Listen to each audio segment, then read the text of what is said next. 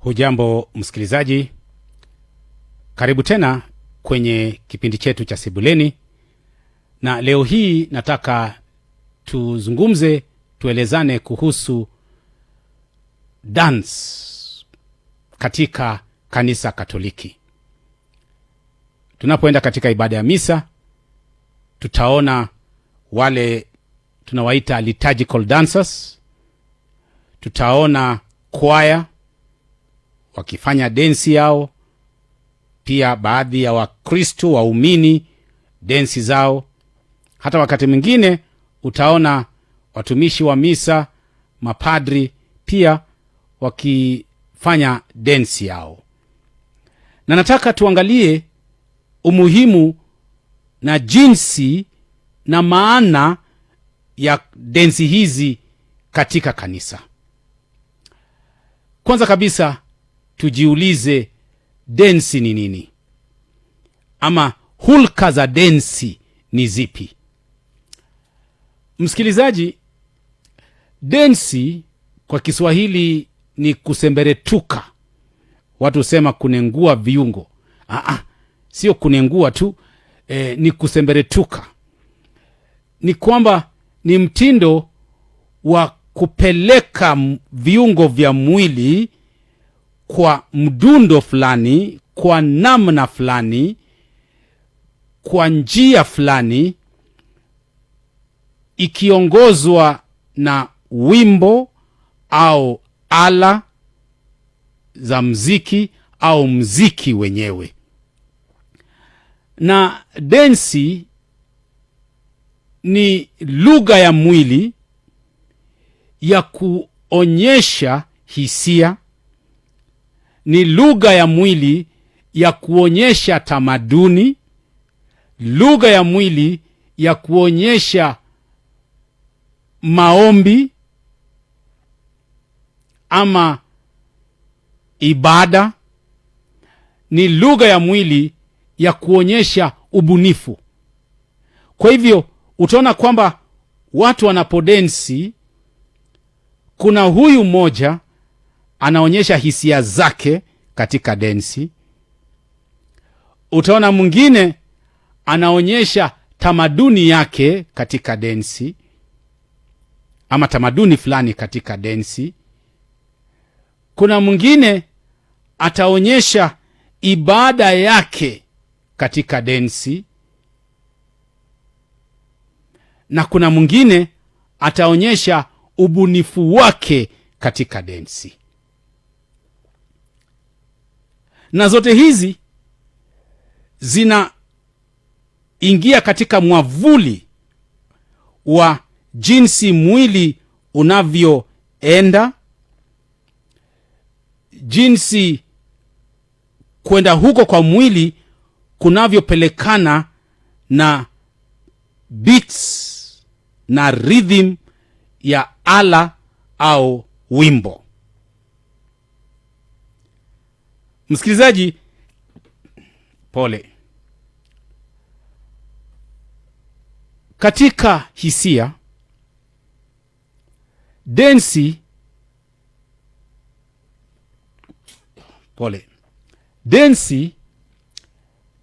inaonyesha hisia kadha wa kadha.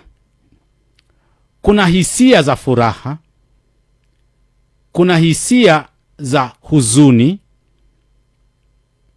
kuna hisia za kuabudu, kuna hisia za upendo, kuna hisia za sherehe. Zote hizi zinaweza zikaonyeshwa katika densi. Jinsi mwili unavyopelekwa katika densi hizi, mikono, miguu, mwili, itaeleza huyu anatuambia nini, huyu anaeleza nini, huyu anawasilisha nini.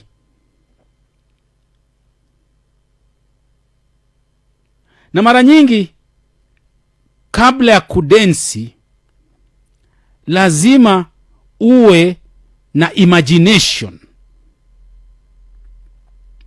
lazima uimagine jinsi utakavyo densi, na unapo densi lazima uimagine watu wanaokutizama wana imagine nini. Hiyo ni lazima. Ndio madhumuni ya kudansi. Nataka kudansi kivipi? Madhumuni yangu kudansi hivyo ni nini? Na ninapo dansi hivyo, wale ambao wananitizama wana imagine nini? Na wanapo imagine hivyo, madhumuni yangu kwao ni gani? So unaweza ukadance ili kuburudisha watu, inaitwa entertainment. Unaweza dance ili kufanya watu waingie katika ibada ya kuabudu. Unaweza dance ili watu waone umuhimu wa tamaduni. Unaweza dance ili watu waweze kuona story, unawahadithia jambo fulani kutokana na dansi yako. Unaweza dance ili watu waone wako katika sherehe. Kwa kudance peke yake. Hivi kwamba tunapoenda kanisani lazima tuwe waangalifu. Tunapo dance kanisani, haswa ni nini tunahitaji? Tunahitaji kuonyesha ibada yetu kwa Mwenyezi Mungu. Tunahitaji kuleta jamii iliyokusanyika hapo katika hisia ya kumwabudu Mungu. Lazima kwa kudansi kwetu tuweze kuleta mawazo yao, hisia zao, nia zao katika kumwabudu Mwenyezi Mungu. Ikikosekana hiyo, sasa hiyo sio liturgical dance. Hiyo sio liturgical dance. Inakuwa social dance. Na leo hii katika ibada zetu za misa, tukienda katika makanisa mengi ya Katoliki, tunaona kwamba badala ya liturgical dance, sasa tumeanza kuwa na social dance. Tumeanza kuwa na social dance. Sasa imeanza kukua ni kama recreation. Imeanza kukua ni performance. Na hapo sasa tunaharibu ibada takatifu ya misa. Na Biblia inatuambia kwamba, na ni Yesu mwenyewe alisema, mkono wako wa kulia ukikufanya utende dhambi, ukate. Heri kuwa na mkono mmoja na uende kwa wema, kuliko mikono yote na utumbukie Jehanamu. Hata kama ni jicho, hata kama ni mguu, heri uende chongo, heri uende kiguru, lakini uende mbinguni kwa wema, kuliko Jehanamu na macho yote na miguu yote. So dance is good. Lakini kama hiyo goodness itatufanya tutoke katika ibada ya kumwabudu Mungu, heri tubaki chongo bila dance, lakini litujia iwe njema kwa wema wa Mungu. Msikilizaji, leo hii tumeweza kuona folk dance ikiingia. Tumeweza kuona ritual dances zikiingia. Tumeweza kuona modern dances zikiingia. tumeanza kuona contemporary dances zikiingia katika ibada yetu ya misa. Tumeanza kuona street dances zikiingia, popular dances zikiingia katika rhythm, katika nia, na tunafurahi. Kufurahi kwetu sio kufurahi kwa njia ya kumwabudu Mungu. Tunafurahia performance, na tunapofurahia performance, nia ya ibada ya misa inatoka,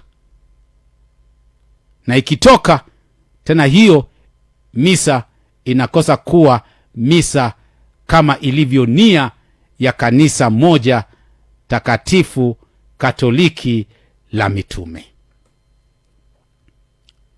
Lazima tuwe uangalifu katika liturgical dance, na sio jukumu la hawa watoto, ni jukumu la viongozi wote na Wakristo wote. Ni jukumu letu sote kuhakikisha kwamba hatumpatii shetani nafasi ya kutuvamia kwa kutuondoa kihisia, kinia, kimawazo katika kumwabudu Mungu. Liturgical dance lazima iwe na mambo 7 ya kuzingatiwa. Ikikosekana tuache. Kama haiwezekani tuache liturgical dances. Lazima iwe na hizi 7. Hizi 7. Ya kwanza, lazima dance na hawa dancers wa liturgy wawe wamezingatia heshima kabla ya kudance, heshima ya ibada ya misa, wakati wa kudance, heshima wakati wa misa, baada ya kudance, heshima wakati wa misa. So hii heshima, Kiswahili nitaisema heshima ya juu, heshima ya juu ya ibada ya misa. Wajue kwamba ibada ya misa ni ibada ya kumwabudu Mungu, na ibada ya kumwabudu Mungu must be held with utmost reverence. Utmost reverence. Hivi kwamba dance lazima iwe ni sala. Hiyo dance iwe ni sala, sio body movement tu. The body movement must be prayerful. So mikono, miguu, toso, sababu utashindwa unapotingiza kiuno na kunengua kiuno. Sala iko wapi hapo? The movement must be prayerful. Lazima dansi hiyo iwe ni ya kuabudu. Iwe ni wimbo wa msafara, wa kuanza ibada, msafara wa neno la Mungu, iwe ni Bwana utuhurumie, iwe ni utukufu, iwe ni ya shukrani. Dansi yoyote iwe kuna kuabudu, iwe ni ya kiroho kulingana na desturi na mtindo wa Kikatoliki. Ikikosa hizo, tunaingia katika entertainment na performance. Wale wanao dance lazima wa dance kwa kiasi, modesty, kwa kiasi. Utapata mmoja wawili wanafanya kwa bidii ya wengine, kwa kiasi, moderate. Don't overdo, don't underdo. kwa kiasi. Lazima hawa wanaodance wadance katika hali ya unyenyekevu. Kusiwe na kiburi katika dansi yao, kuwe na unyenyekevu, na wawe spiritually focused. Dance, wanapodance wawe spiritually focused, wajue kwamba wako mbele za Mwenyezi Mungu wala sio padri, wako mbele za Mwenyezi Mungu wala sio askofu, wako mbele za Mwenyezi Mungu wala sio umati wa waumini. Lazima ile hali ya kuwa mbele ya Mwenyezi Mungu iwe katika hatua zao zote, katika mawazo yao kila wakati, katika hisia zao kila wakati, kila sekunde, kila dakika. Uwepo wa Mwenyezi Mungu. Ukitoka hapo inakuwa entertainment, inakuwa performance, na hiyo haitajiki katika ibada ya misa. Jambo la pili, liturgical dance lazima avoid distraction. Isiondoe mawazo ya watu kutoka kwa ibada ya misa na iwaelekeze. Unapoondoa yoyote yule katika mawazo yake katika ibada ya misa na ikuelekee. Sasa Yesu alipatia mfano mwingine.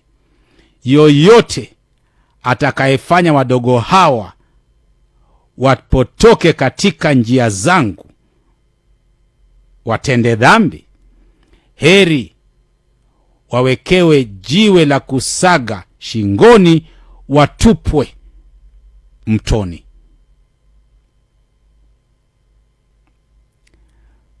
Dancers lazima wawe makini, wasiondoe yoyote katika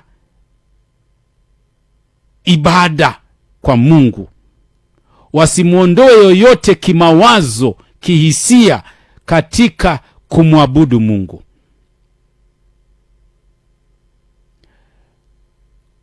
The congregation must not be distracted from worship.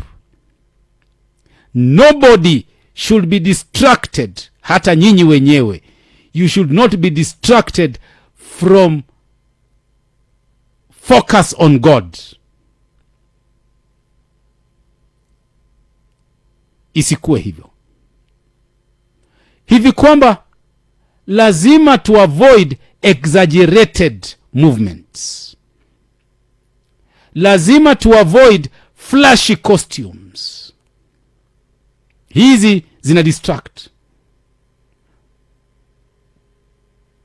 Kudance kwa bidii zaidi ya kudance bila bidii zaidi kwa ibada, na nguo ambazo ni flashy zina distract.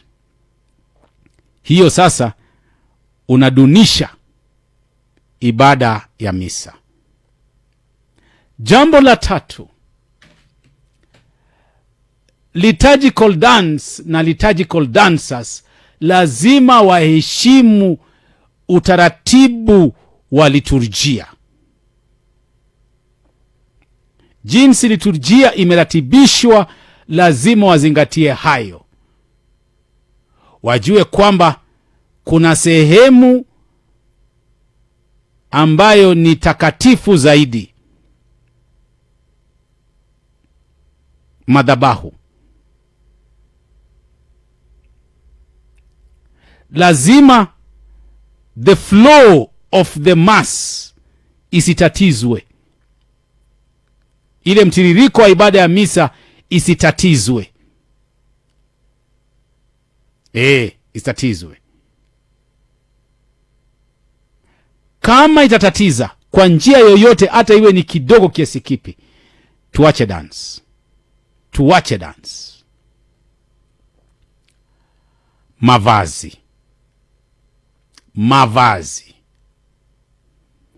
Mavazi ya liturgical dance, number 1, iwe ni simple. Sijasema cheap, sijasema expensive, simple. Iwe ni simple, nadhifu.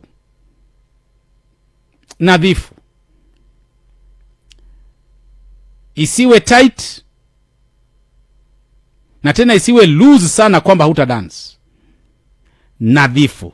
It must be simple, it must be modest, na pia iwe decent for worship. Sio decent kwa fashion, decent for worship.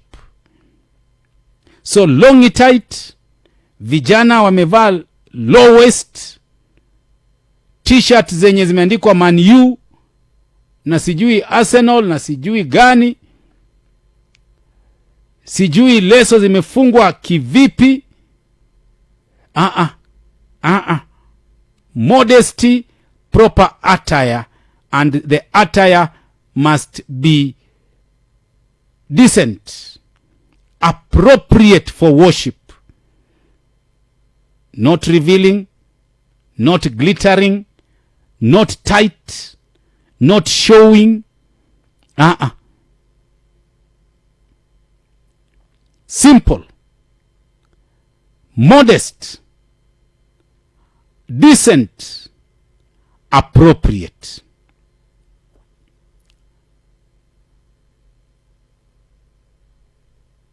Ziwe pia zinapelekana na msimu. Ikiwezekana zipelekane na msimu katika rangi. Hatuwezi kuwa ni wakati wa majilio, ndio karibu tuanze sasa majilio, na mnavaa mavazi yenye rangi ya furaha.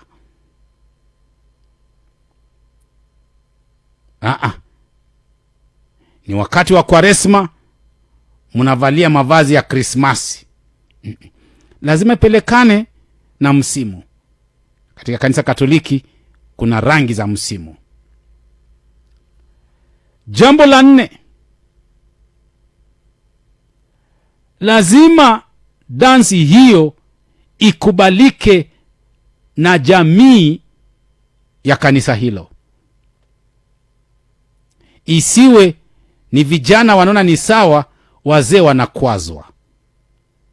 Wazee wanaona ni sawa, vijana wanakwazwa. Lazima muangalie tamaduni na desturi ya jamii hiyo. Ukipeleka dansi ya Kimasai katika jamii ya Wakristu kule Ugenya, itawakwaza, hawataelewa. Ukipeleka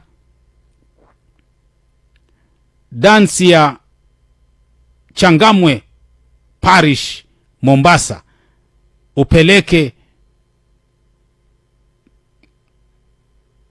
Kapsabet, labda itakwaza, sababu tamaduni tofauti.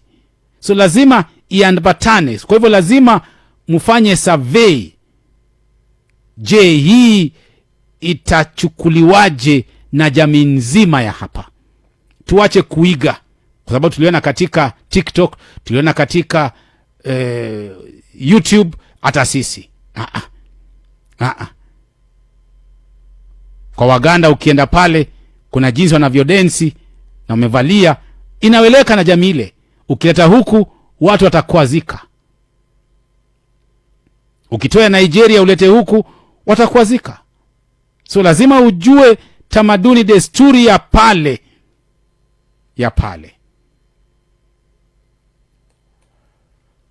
Jambo la 5, ipelekane na sehemu hiyo ya liturjia na wimbo huo. Kama ni wimbo wa shukrani, dansi iwe na shukrani. Kama ni wimbo wa msafara wa neno la Mungu, ipelekane na msafara wa neno la Mungu. Kama ni wimbo wa msafara wa kuingia, iwe inatufunza kuhusu kuingia. Lazima isomwe tena, iambatane na sehemu hiyo ya liturujia, madhumuni ya liturujia na maana ya sehemu hiyo. Wimbo huo pia isiwe ni wimbo ambao unapigwa hivi na nyinyi mnadansi vingine. Msimu pia, wakati wa mtoto amezaliwa, Krismasi, ni dansi zipi zinafaa? Ni wakati wa Kwaresma, ni dansi zipi? Ni wakati wa majilio, ni dansi zipi? Ni wakati wa sherehe ya ndoa, ni ya upadrisho. Lazima iambatane na sherehe, msimu, the theme.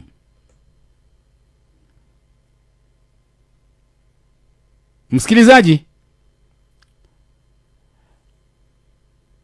lazima hawa wanaodansi wawe spiritually prepared zaidi ya performance prepared. Lazima wawe spiritually prepared, na lazima wajue maana ya misa. Wengi hawajui maana ya misa na wanadance. Hata watoto wa PMC tuwafunze kwa njia yao, kwa lugha ambao wanaielewa, maana ya ibada ya misa, sehemu zote za ibada ya misa na maana yake, ili wanapodansi hivyo waelewe. Kwa hivyo hawa, ili wanapodance wanaeleza sehemu hiyo kwa jinsi wanavyodance. Namalizia kwa kusema liturgical dance lazima ieleze sala kwa Mungu. Liturgical dance lazima iinue nyoyo, mawazo, hisia na nia ya Wakristo kwa kumwabudu Mungu. Kwa kumwabudu Mungu. Isiwe destructive, isiwe performance, isiwe entertainment. Hata dakika moja. Madhumuni ya liturgical dance sio kuweka nakshi katika ibada. Ibada ya misa haihitaji roiko. Ibada ya misa haihitaji kuongezwa chumvi. Ibada ya misa imekamilika jinsi ilivyo. Hakuna kuongeza, hakuna kutoa. Madhumuni ya dance ni kumtukuza Mungu katika ibada hiyo, sio kuonyesha talanta tulizonazo na jinsi tunajua kuliko wale wengine. Msikilizaji, wale wanaohusika, viongozi katika ibada ya misa, wahusika wakuu katika liturgical committee katika parokia zetu na jumuiya zetu, walimu wa liturgical dancers, wawe ni wa PMC, wa youth, yote yule, dancers wenyewe, ni jukumu kubwa sana. Ni jukumu kubwa sana. Na tusisahau, siku zote adui shetani ni ndani na nje. Ni rahisi sana kuwavamia nyinyi mnao dance, kuwavamia nyinyi mnaosimamia parokia, kuwavamia nyinyi mnaohusika na liturjia. Ni rahisi sana kwa mwovu shetani kuwaingilia, akaleta hisia ya entertainment, ya talent showcasing, ya performance, ili aharibu umuhimu wa ibada ya misa. Muwe watu wa sala, muwe watu wa kumwomba Mungu awakinge, na muombee watu wetu wakingwe, na muombee dancers na dances hizo, ili mwovu asituvamie jinsi ameanza kutuvamia. Ndani ya 89.2 FM na kushukuru sana.